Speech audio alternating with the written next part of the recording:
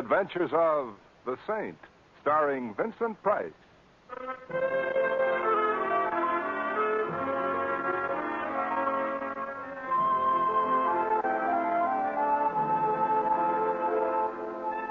The Saint, based on characters created by Leslie Charteris and known to millions from books, magazines, and motion pictures, the Robin Hood of modern crime now comes to radio, starring Hollywood's brilliant and talented actor, Vincent Price, as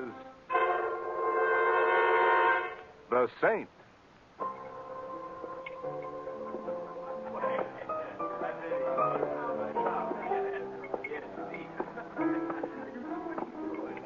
Proof that the language of music is a truly universal one, Mr. Templar, is in the people gathered here. They run the gamut from saints to sinners. Would you not agree? I would indeed, Mr. Opto. Won't you join me? Oh, I accept with pleasure. Fine. Then you know me, Mr. Templar. Well, if you promise to keep the deep, dark secret, I'll confess that I have bought tickets to Carnegie Hall from time to time. Piano concerts mostly, and those performed by Laureate Opto primarily. That is a pleasing compliment, Mr. Templar. Well, it's understandable how I'd recognize a famous concert pianist like Laureate Opto. Thank you. But the reverse is rather puzzling. Then if you will keep the deep, dark secret, I shall confess. You were pointed out to me by a newspaper reporter seated at my table. Which explains half the compliment. But why did you come to my table? Why did you come here to this nightclub called the Birdcage, Mr. Templar? Well, I could say because it reminds one of the Black Hole of Calcutta, but the real reason was to hear the piano music of Johnny Crawford. Yes, precisely, as did I. A Dixieland hepcat receiving recognition from a Carnegie Hall maestro? Johnny Crawford was once my pupil, Mr. Templar. Oh. He had a magnificent technical grasp of classical music, but no artistic soul. He was a great disappointment to me. Nevertheless, I do not wish to see Johnny Crawford dead. That is why I have come to you. Well, now, that's a rather macabre touch to an otherwise light-hearted evening. Murder is always macabre, Mr. Templar. So it's to be death by violence. It is, and I shall tell you a great deal more about it at my home tomorrow morning, Mr. Templar. 637 Reseda Drive.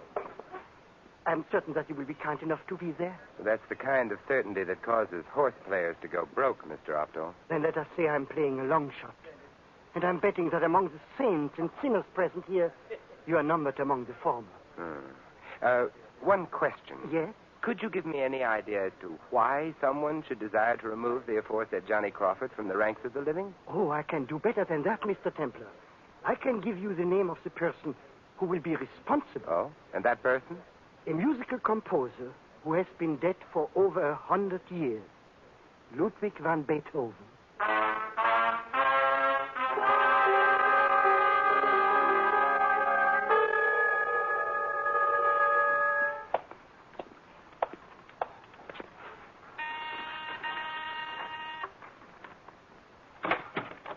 Yes?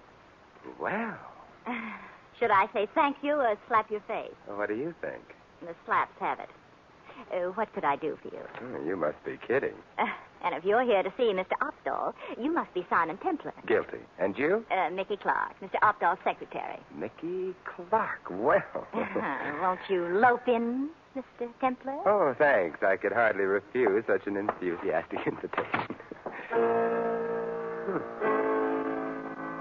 Well. Rachmaninoff Prelude in C sharp.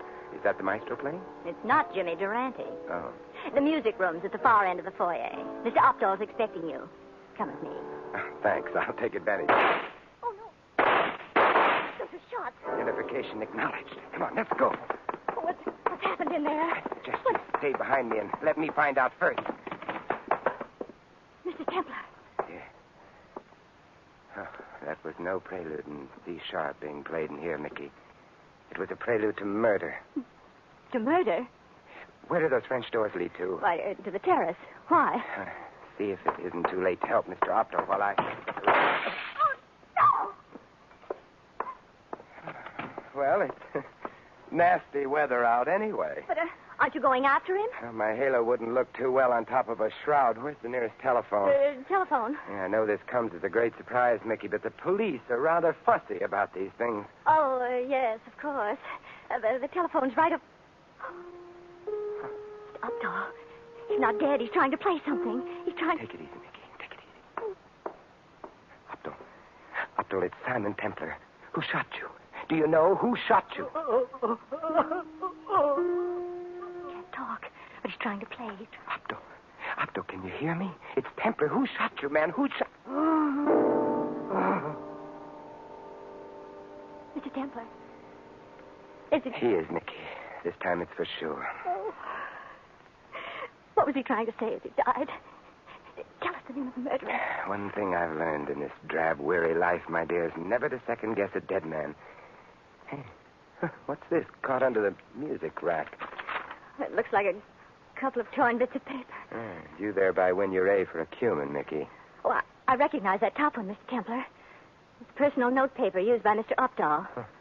Who is, Paul? Paul? Mm. Paul DeGage. He's Mr. Updahl's concert manager.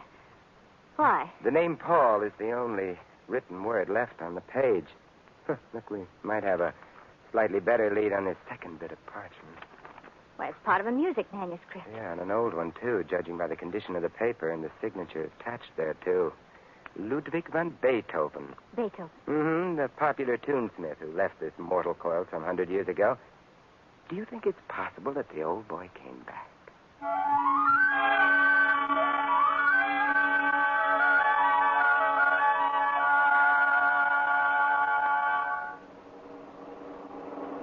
You sure you want to come along with me on this little jaunt, Mickey?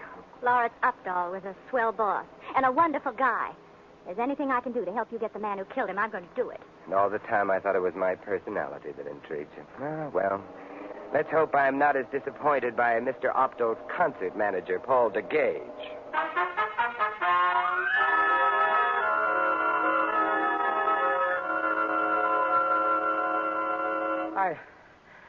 I still can't believe it, Mr. Templar.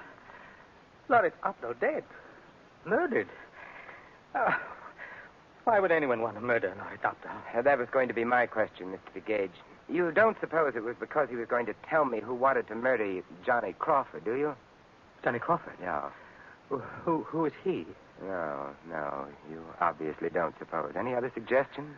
Well, I'm sorry, Mr. Templar, but I'm so stunned by this news. Lawrence was going to play for me this very evening, and I wasn't now... aware that Mr. Updahl had a concert date for this evening, Mr. DeGage. Well, it wasn't a concert engagement, Miss Clark. By a stroke of good fortune, I'd come into possession of an original musical manuscript of Beethoven's, Piano Sonata, and Lawrence was... Did you say Beethoven? Yes. It's an original that's never been published. It was known to exist, but was lost en route to the publishers in 1824, and it never turned up again until just recently. Why, it must be worth a fortune, Mr. DeGage. Well, it is quite valuable, yes. I'm going to offer it for sale to a small group of collectors in Coronado this evening. Lawrence had agreed to play it for me, but you now... wouldn't happen to have this manuscript here, would you? Well, yes. Yes, it's in my safe. Do you mind if we take a look at it? Why, of course not. I'll have it for you in just a moment. Thanks. It's a remarkable document. Seems to be no question as to its authenticity. And that always helps. How did you happen to get hold of it? A refugee from Vienna brought it to this country some years ago. Just discovered it among some old family possessions he'd brought along with him. Doesn't know how it got there. I'm selling it for him. There you are. Please handle it carefully, Mr. Templar. It's quite old and fragile. It would probably tear quite easily. That wouldn't be an apology for the fact that it's torn right now, would it? Torn? Why, I'm not certain I understand. The missing signature should supply the missing meaning. Missing signature? You mean that... Oh, good heavens. Well, you really had me worried for a moment, Mr. Templar. But as you can see, this manuscript is in perfect condition. There's the original signature. Ludwig van Beethoven. He's right, Simon. What about that torn piece? Exactly what I was going to say, Mickey. Thanks for your trouble, Mr. DeGage. Sorry I bothered you. Oh, it's not a question of bothering me, Mr. Templar. I'm merely puzzled. I don't understand what a Beethoven manuscript might have to do with the murder of Lawrence Updahl. And that's the reason I'm sorry I bothered you, Mr. DeGage. Now, neither have I.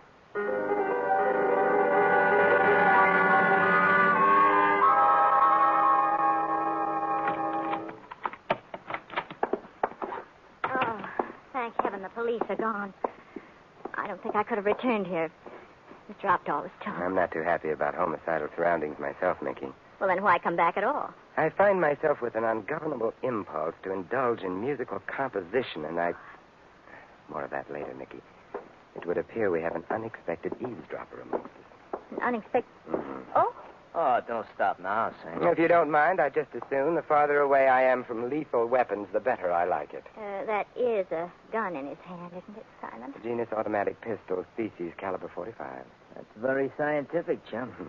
Well, you better hand over that paper. Paper? Don't play coy, chum. The paper you took Opdahl's music with. Oh, that. Oh, I'm sorry, but I'm saving autographs. Never had one of Beethoven's before. Yeah, I'll bet you never had your tummy blasted by a 45 slug before, either. True. So I think I'd better take that gun. No, you don't, Better chum. give it to me. All right, chum, I will. Simon! Oh, you killed him. Shut up. He's dead. You killed him. You killed him. You said to shut up, didn't I? Now stand back while I look at that paper. Oh. She'll be somewhere in it.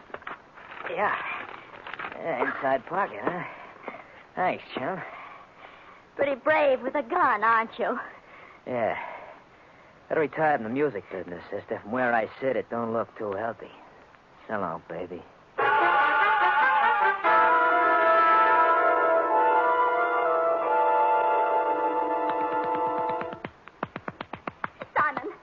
Simon, please answer me. Are you all right, Simon? Answer me, please. I must speak to my barber about this. Simon. And somehow the patting and massage I get after a shave doesn't give me anything like the sensation I'm getting now. Simon, you're all right. Well, I will be when the boys operating the trip hammers on my skull knock off at 5 o'clock. Why didn't you let me know? Why did you lie there playing possum like that? I doubt that a possum would appreciate the lovely picture you made as you bent over me, but as for me, well, I was in no hurry to wake up. What happened to Chum? He departed with your prize autograph after creasing your skull with a bullet and threatening me with the same. A lovable soul, isn't he?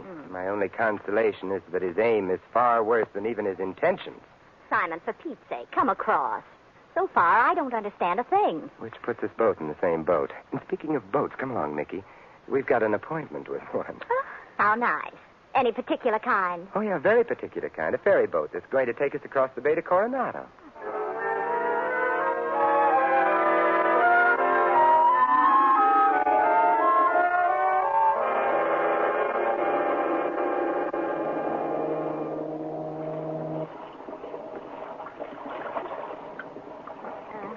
Simon, this ferry boat is like a ghost ship. Oh, now don't tell me that a little fog is getting you down, Mickey. Little fog. It's so thick we can't even see the rail from here. Why are you so insistent on getting over to Coronado tonight? Paul DeGage is selling a Beethoven manuscript to a bunch of collectors there, remember? One of my more famous hunches tells me that among those present should be a guy for whom capital punishment was invented.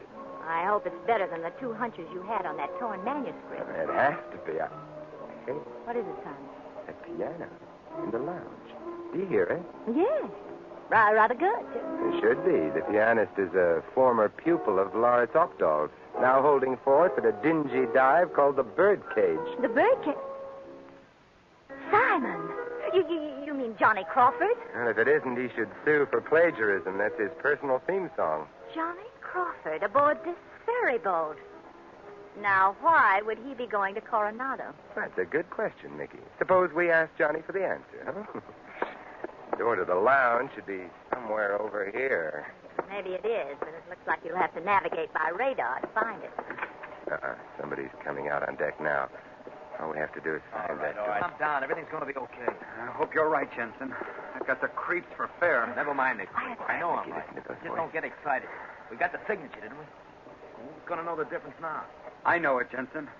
Maybe someone else does, too. Oh, forget it, Johnny, will you? I'll meet you at the birdcage when it's all over. The birdcage. Johnny Crawford at the birdcage. What are you kicking about? It's a living, isn't it? Oh, sure. Pretty soon we'll all be in a heavy sugar. Now, just you wait. You better be right. They're gone, Simon. Hidden in the fog. Who were they? Didn't you recognize one of the voices? I... It was the friendly one who tried to part my hair with a 45. What was it all about? That's the second question I have to ask Crawford. You wait here, Mickey. I'll be right back. Simon, you can't. Jensen's got a gun. Oh, don't worry about that. I'll keep my fingers crossed. I'll be seeing you. Simon, I can't stay here alone. I'm allergic to fog. Oh, you crazy fool. I can't even see you. Oh. Simon. Simon, what was that? What happened? Simon! Oh, no. Simon! Help! Help me! Man overboard! Man overboard! Man overboard! Man overboard! There you are, mister. You got him. Grab the bridle. I have it, Taylor. Many thanks. Hey, come on over here. Get over here. Simon.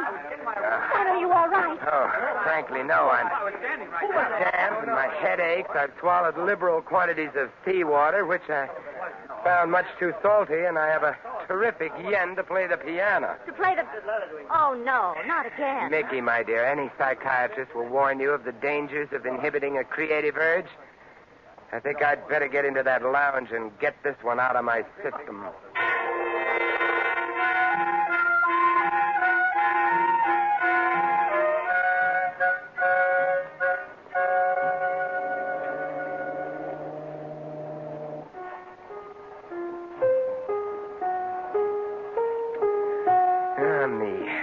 Children make a grave mistake, Mickey, by not paying attention to music lessons. Now, if I'd only listened to Professor Heinrich Wurzel, If you'd only listened to me, Jensen or Crawford or whoever it was wouldn't have hit you on the head. And you'd be rational now rather than non-compass mentis. Oh, you shouldn't speak so harshly of whoever it was, Mickey. When he tossed me into the briny, for some reason I thought of music, piano music. And I think I've got something. If I could only find the right combination. I think you should try to find that psychiatrist you mentioned earlier. More attention to your noodle and less to noodling might result in getting... Mickey, you've jumped to a big, fat, and incorrect conclusion. Listen to this. It's hardly what I'd call a musical tour de force. Mickey, you're not listening. I'll give you one more chance. There. Sound familiar to you? Not in the least. But then I didn't take lessons from Professor Heinrich Wurzel, which might account for my... Wait a minute. That phrase. Isn't that what Lawrence Opdahl played just before he died? You see, you should have studied under Professor Wurzel. Oh. He would have given you 100 in musical identification. No, you're not trying to tell me that little musical phrase means something, Simon. Now, let's see now. We'll be in Coronado at 6. Yeah. That should give me about 2 hours to prove its meaning to you. Sounds like rather complicated procedure. Oh, the procedure itself will be simple, but first I have to clutter it up with a call to Lieutenant Flanagan and a little visit to the public library.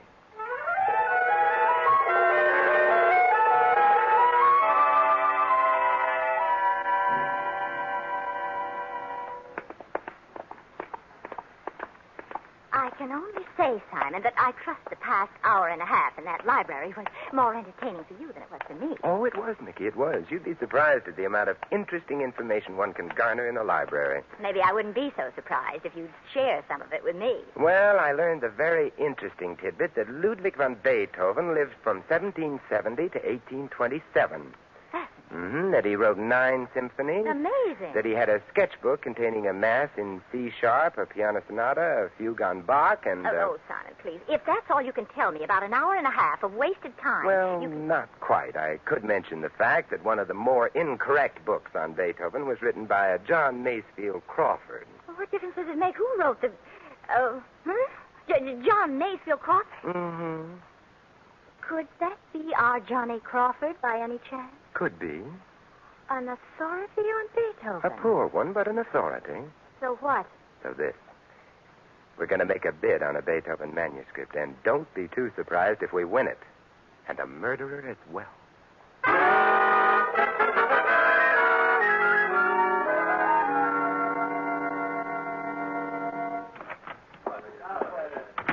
Here's Paul DeGage up on the roster. Looks as though the bidding's about to begin. You couldn't ask for better timing from a metronome. All right, gentlemen. Quiet, please. Quiet. This was to be a very happy occasion, gentlemen, as you all know. For we were to present here tonight an original, authentic, and hitherto unknown manuscript of a piano sonata by Beethoven. In honor of the occasion, I prevailed upon my dear friend Lawrence Upton to be the first to play the sonata. Unfortunately, as most of you now know, he has met with a tragic end. In deference to Lauret's memory, I have not sought another pianist to substitute for him. I am certain you all share my feelings. And so... I'd be very happy to play the sonata for you, Mr. DeGage. Simon, are you crazy? I'm not certain I quite understand the meaning of this interruption, Mr. Temple. Oh, I wouldn't let that bother me, Mr. DeGage. Now, as soon as I reach that piano... There. Well, really, Mr. Templar, It's quite simple, Mr. DeGage. I'm going to substitute for Lawrence Upton. You? Why, I didn't know that you were a pianist, Mr. Templar. Oh, sure. One of the best. Listen to this.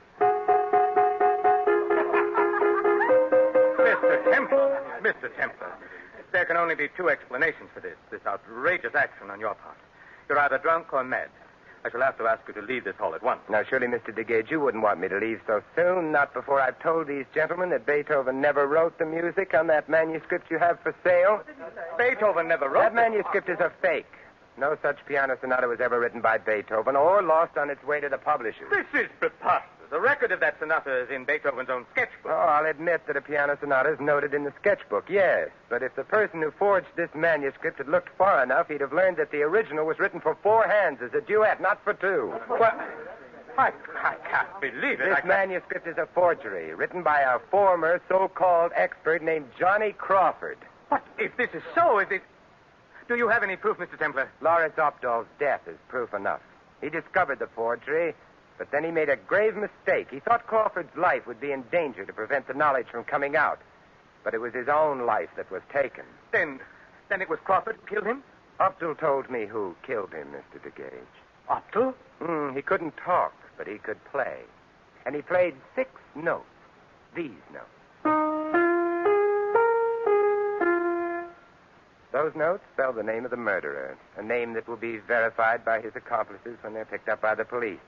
And for the edification of those who never studied under Professor Heinrich Wurzel, the notes You'll never hang this on me, Templar. Now, Simon, he's got a gun. Well, then I'd better... Leave him. I'll kill you for this, Templar. I'll kill you. Oh, that's such a revolting thought to gaze. I'd better not risk the possibility.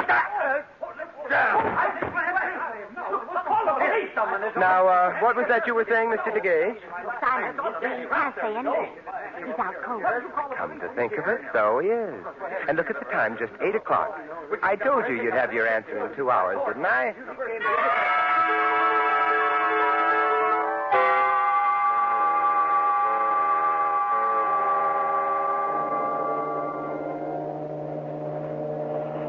Then the whole idea was DeGage's from the start, and Johnny Crawford and Jensen were working for him.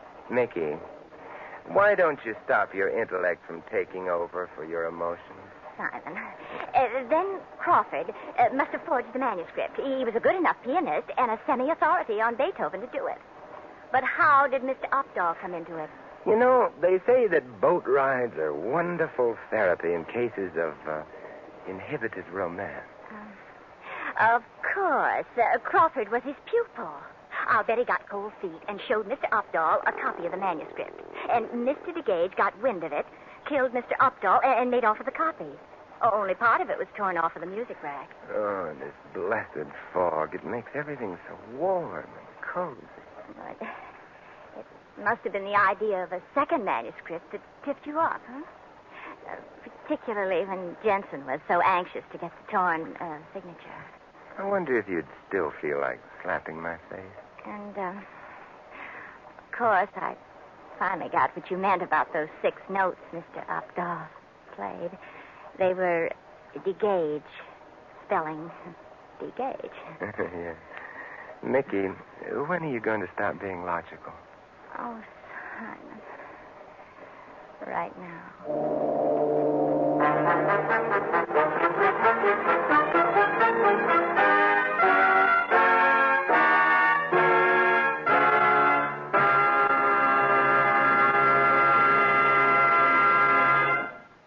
You have been listening to another adventure of the Saint, the Robin Hood of modern crime.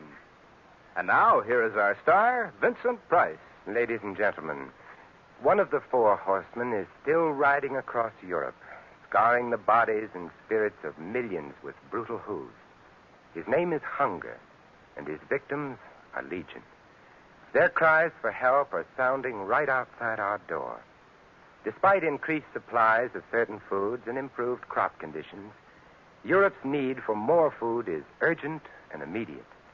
Americans can help now by sending food packages to Europe's hungry ones through the auspices of CARE, a non-profit humanitarian organization.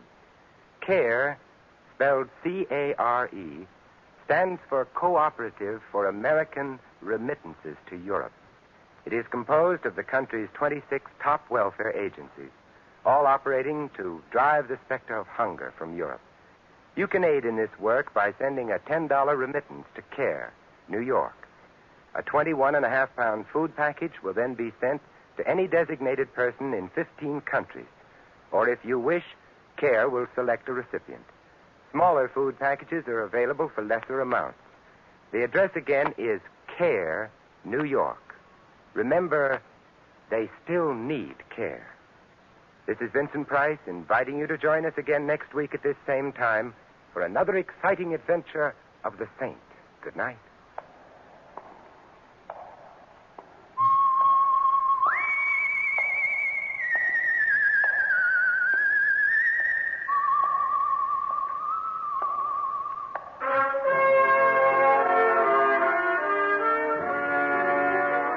Tonight's script of The Saint was written by Sidney Marshall. Our cast included Alice Frost, Fritz Feld, Ted Osborne, Tony Barrett, and George Neese. The music was composed and conducted by Von Dexter. The Saint, based on characters created by Leslie Charteris, is a James L. Safier production and is directed by Helen Mack.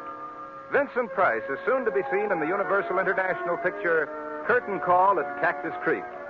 All you Saint fans will be glad to know that the Saint comic books are on sale at all newsstands. Your announcer, Doug Gourlay. Monday night brings you two great adventure mystery programs side by side on most NBC stations. You'll hear Night Beat and then Top Secret. Lovely Alona Massey stars in Top Secret, the story of espionage during the last war. Be sure to tune here tomorrow night for Night Beat and Top Secret.